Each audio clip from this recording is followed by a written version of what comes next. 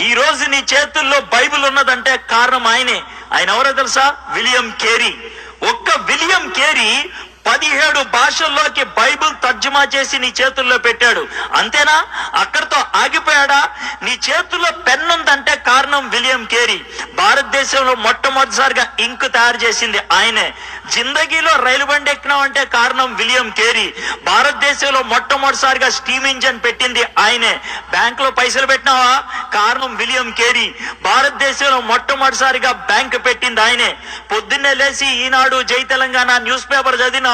Thanks చెప్పాలి William కేరీకి. భారతదేశంలో తొలిసారిగా భారతీయ భాషలో న్యూస్ పేపర్ ముద్రించింది ఆయనే. ఆడపిల్లలు కాలేజీకి పోతున్నారా? థ్యాంక్స్ చెప్పాల్సింది విలియం కేరీకి. భారతదేశంలో ఆడవాళ్ళ కోసం మొదటిసారిగా కాలేజీ పెట్టింది ఆయనే.